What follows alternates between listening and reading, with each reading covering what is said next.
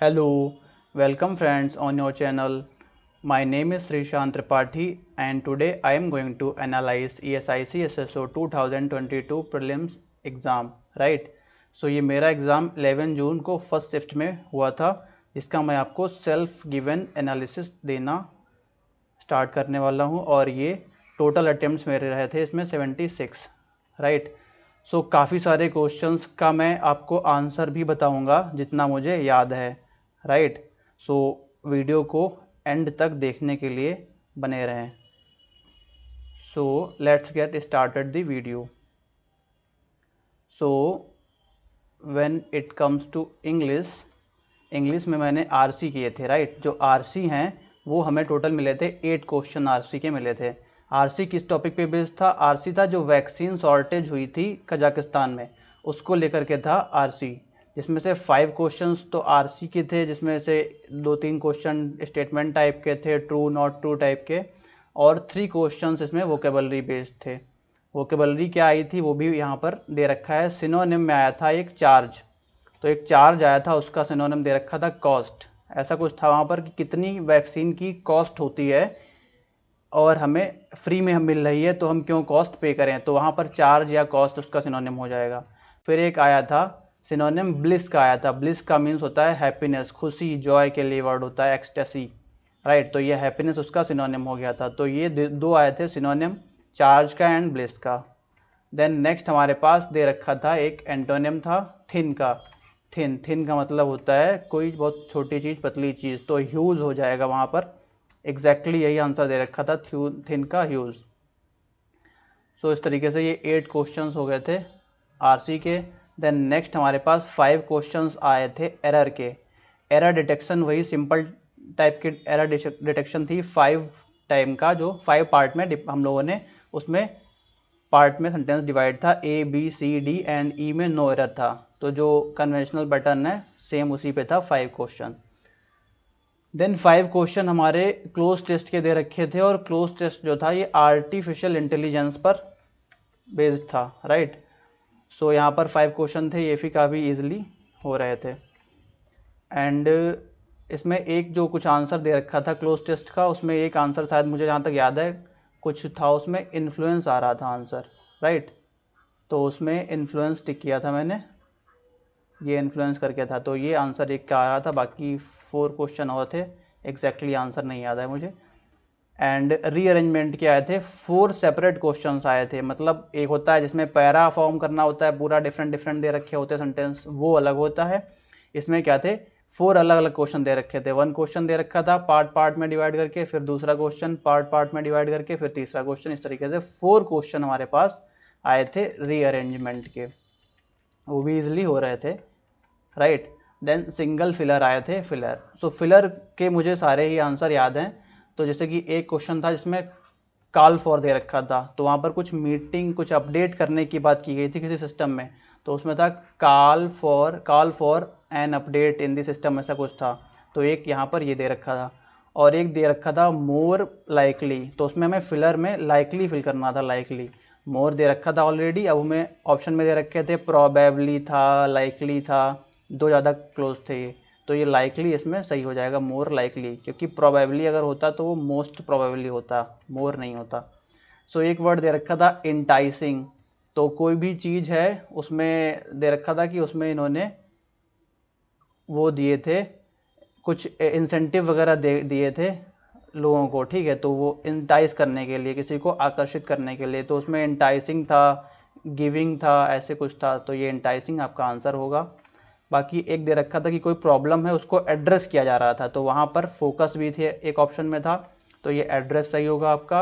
और एक था कि कोई चीज़ हो रही थी, उससे कुछ हो रहा था, तो शायद फ्रॉम इट था, तो यहाँ पर एक प्रीपोजिशन फिल करनी थी, फ्रॉम के बाद में इट आया था। तो ये 5 क्वेश्चन सिंगल फिलर के दे रखे थे हमें। 3 क्वेश्चन हमें जो है मिसस्पेल्ट के दे रखे थे, जिसमें से 1 मिसस्पेल्ट मुझे याद है, यहाँ पर शेयर होल्डर जो है इसकी सही स्पेलिंग है, और जो वहाँ पर दे रखा था वो SHEAR दे रखा था, राइट? और ये शेयर होल्डर यहाँ पर होगा, तो ये एक क्वेश्चन था। इस तरीके से टोटल हमारे पास 30 क्वेश्चन मैंने सारे के सारे ही आपको बता दिए हैं, जिसमें से मैंने 27 अटेम्प्ट किए थे इंग्लिश में। कौन से नहीं किए थे मैंने? 3 क्वेश्चन। तो 3 क्वेश्चन मेरे आरसी के जो 5 क्वेश्चन हैं इनमें से 3 नहीं हो पाए थे, जिसमें से नॉट ट्रू और ट्रू वाले भी थे, राइट। देन नेक्स्ट आता है हमारा क्वांट। सो क्वांट में सबसे पहले जो है सिंप्लीफिकेशन, ये देखिए 5 क्वेश्चन सिंप्लीफिकेशन के दे रखे थे, तो एकदम इजी थे सिंप्लीफिकेशन, 1-2 ओरल भी हो रहे थे, सिंपल से हो गए थे 5 क्वेश्चन सिंप्लीफिकेशन के। देन रॉन्ग नंबर सीरीज़ में भी 5 क्वेश्चन आए थे, रॉन्ग नंबर सीरीज़ भी इजीली हो रही थी। और इसमें कुछ 1-2 पैटर्न जो मुझे याद हैं, वो जैसे एक दे रखा था, ये डबल हो रहा था, डबल हो रहा था, डबल हो रहा था, डबल हो रहा था, तो उसमें शायद रॉन्ग जो है वो ये टर्म दे रखा था, इसकी जगह शायद कुछ 1800 दे रखा था या कुछ और था, तो यहाँ पर ये 1500, ये कुछ रॉन्ग था इसमें। तो एक ऐसा दे रखा था पैटर्न। एक था कि जब आप डिफरेंस निकालेंगे नंबर्स के तब आपको 4, 9, 16 ये स्क्वायर फॉर्म में मिलेंगे, तो एक ये दे रखा था डिफरेंस के बाद ऐसा पैटर्न फॉर्म हो रहा था। सो इस तरीके से 5 क्वेश्चंस ये दे रखे थे मैं रॉन्ग नंबर सीरीज़ के, और एक बार ग्राफ दे रखा था। तो बार ग्राफ डीआई जो था उसमें 5 क्वेश्चन थे। इसमें क्या था कि ये ABCD ऐसा कुछ होता है ना बार ग्राफ में, ये होता है जैसे कि ये बार ग्राफ था ऐसे, ठीक है।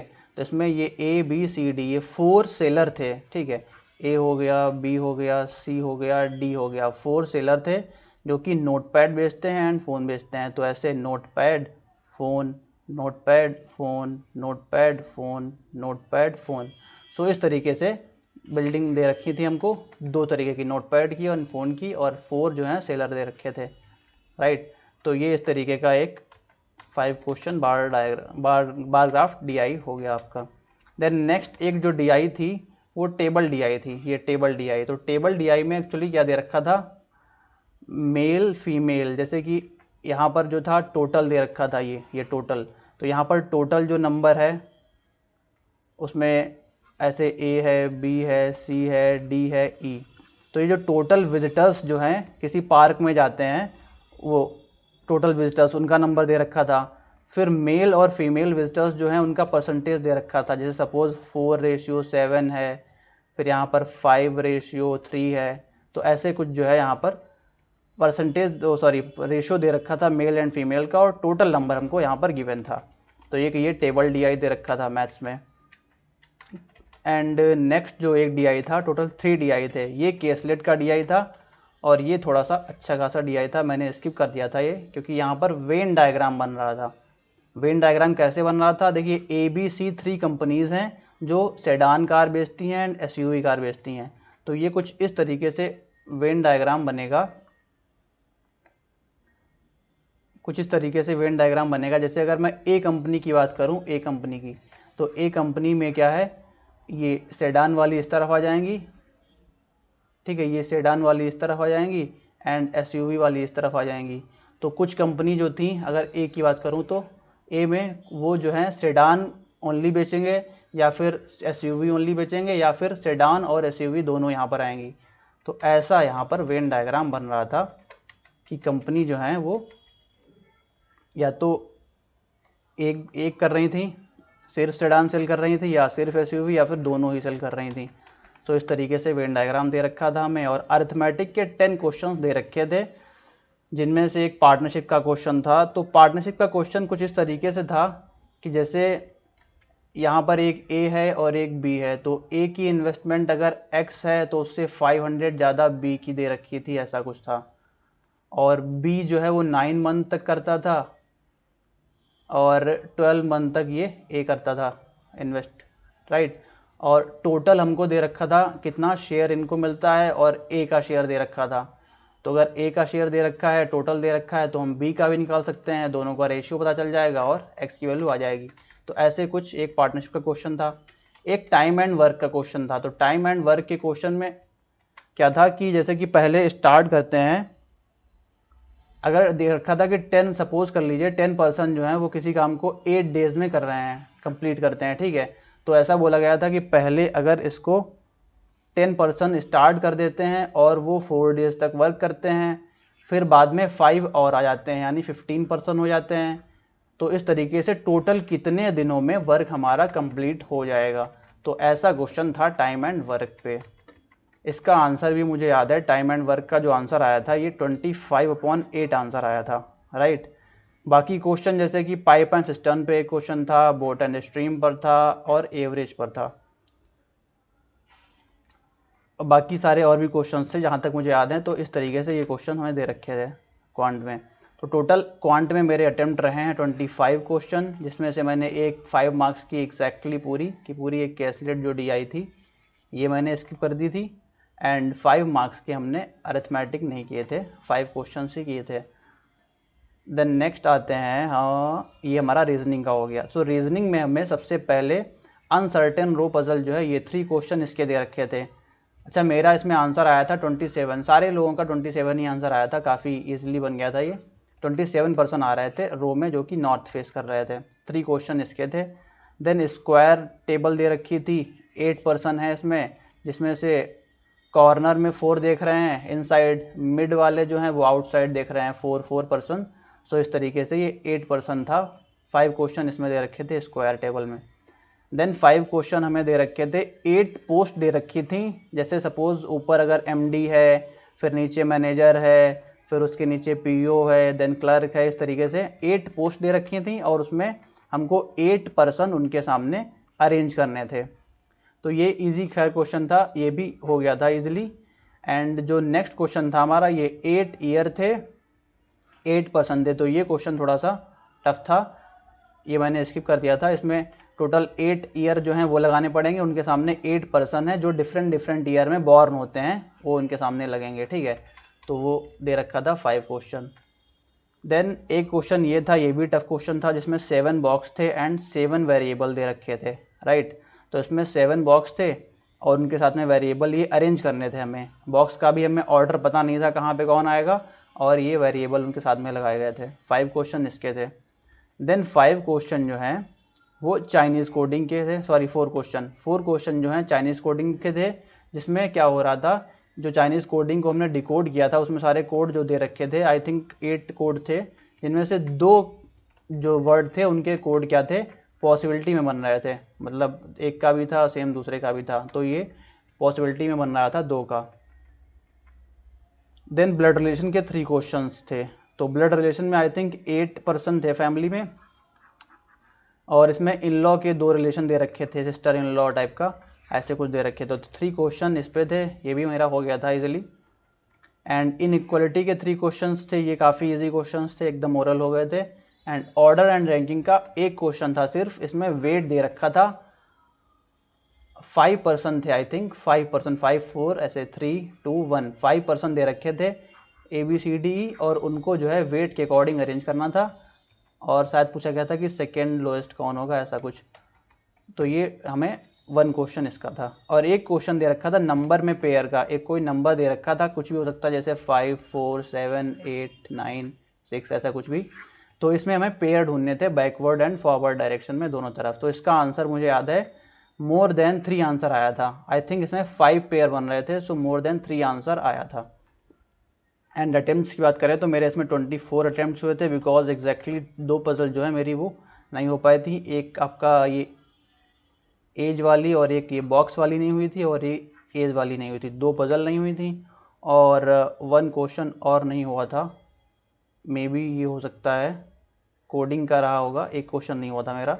बाकी टोटल 24 अटेम्प्ट मैंने यहाँ पर किए थे। सो एग्जैक्टली जो है मेरे टोटल 76 अटेम्प्ट हो रखे थे, और इसमें से ऑलमोस्ट मैंने कहीं पर गेस वगैरह तो नहीं किया था, मे बी इंग्लिश में अगर हो जाए तो हो सकता है, राइट। सो ये रहा पूरा एनालिसिस।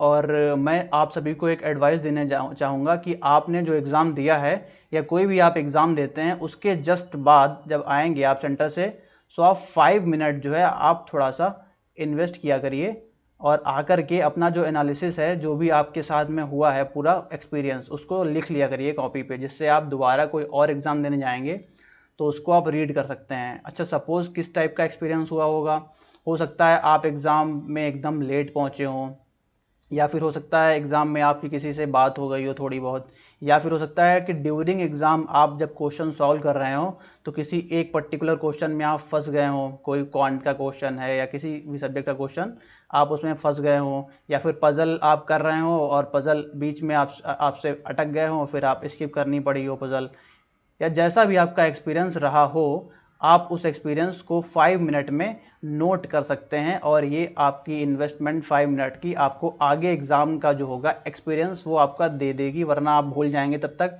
कि क्या आपका एक्सपीरियंस रहा था। सो ये एडवाइस आपको अच्छी लगे तो आप फॉलो कीजिएगा। अगर वीडियो अच्छा लगा हो तो वीडियो को लाइक करें। If you are preparing for bank and insurance exam then you can subscribe my channel. Thank you.